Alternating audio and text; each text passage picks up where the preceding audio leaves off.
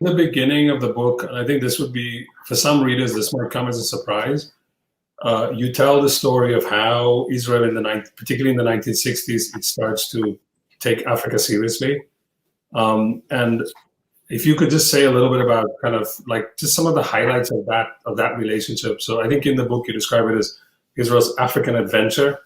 And as part of that, I think there's also some surprises in that story, which is some African leaders that we have sort of popular accounts about them as sort of anti-imperialists, anti-Zionists. But in the book, it actually turns out that they have their own peculiar history with Israel. And you know, after you sort of just get the general story, if you could just say something about just one or two of these, and I think in particular the ones I was not surprised by, but you know, because also they take the sort of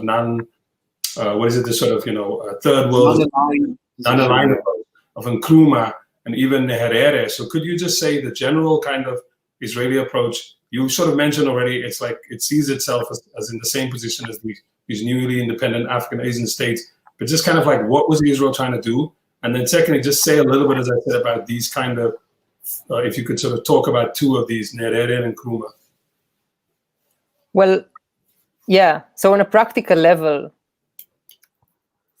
partly the tension was, you know, between Israel and Egypt at the time, who is going to kind of shape how will Pan-Africanism will look in these years, you know, because this is exactly the years of African independence.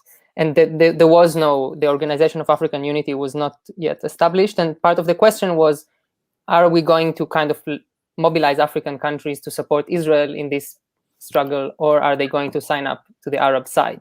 And there was this kind of race between Israel and Egypt to mobilize whichever countries they could. And Nkrumah was one of the main figures to support Israel at the time, to support Israel's efforts in Africa. So Ghana was kind of Israel's main gate to Africa, even though it had relations with other countries. And what Israel mainly did in this very short period of the late 50s and early 60s is invest quite a lot in state-led initiatives and development. So technical support, some arms sales, but not as significant as they became later. Cooperations between Israeli government companies and African governments in all sorts of development projects. And it was a kind of a concentrated effort that Israel didn't have the resources to maintain for a long time.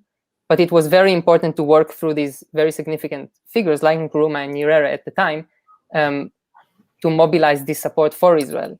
Tanzania was also important, and that also links a bit to what we mentioned briefly earlier, because Israel had this double position where it wanted to maintain good ties with Western countries and with South Africa, but at the same time it wanted to show African countries that actually it has a place in this sort of Afro-Asian solidarity movement. And that meant that Israel tried throughout this period to support different liberation movements. And it's almost a kind of an ironic situation where Israel had, it had ties with South Africa, but it also supported some African liberation movements through their offices in what was Tanganyika or Tanzania later. ZANU, FRELIMO, and some South African movements. I mean, some Israeli diplomats still mention often that Israel trained at some point in Ethiopia in the 60s. So it was really important for Israel to try to kind of dance in these two weddings at the time. And just as a sort of follow-up to this, there's kind of Israel and these newly independent, if you want, Black African countries. And then throughout this, and you've already sort of mentioned them, there's South Africa. Can you just say something about that long relationship? I think earlier we sort of noted before the program that I think you corrected me. I think it's 1953. D.F. Malan visits Israel, the newly independent state of Israel. Then, as you said, Israel is kind of aware in its struggle with Egypt. It's playing its rhetorical game regarding independence, some support. How does South Africa fit into this? Because later on, we also know, John Foster goes there to visit Israel. He becomes the prime minister of South Africa in the late 1960s, and later on the state president in the 70s. And South Africa, Israel and South Africa make alliances around nuclear nuclear weapons. Can you just kind of sketch this kind of relationship with South Africa, if it's as straightforward as people think it is? Well, I mean, I meant apartheid South Africa when I said South Africa. Mm-hmm. Yeah.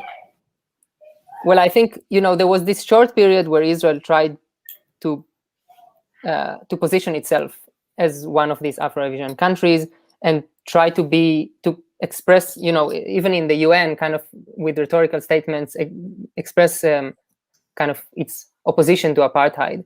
But then it was already in the mid-60s that kind of the money for this enterprise ran out, and it was clear that Israel is losing this game, I think, with the Arab world, with the influence of Egypt and Nasser. And there was a short period when I think it was clear that Israel is not going to win this game, and then came the 67 war, and the whole thing kind of fell apart, because Israel could no longer claim that it's not an occupying force, that it's not a colonial state. I mean, the kind of whatever war of propaganda was clearly lost at that point. And Israel maintained its ties with most African countries until the 73 war, but relations were already kind of falling apart, and there wasn't much. It was clear that Israel, I think it's increasingly clear that Israel is not going to be able to salvage that. And this is when gradually the alliance with South Africa kind of emerged. It just, I think, became clear that this alliance worth much more to Israel strategically, militarily, than all the small African countries that may or may not support Israel in the UN. It became increasingly clear that they will not support Israel. And then in the 73 war, most countries cut their ties with Israel, and then Israel became kind of an open ally of apartheid South Africa. Openly an ally of apartheid South Africa, and secretly quite a significant military ally.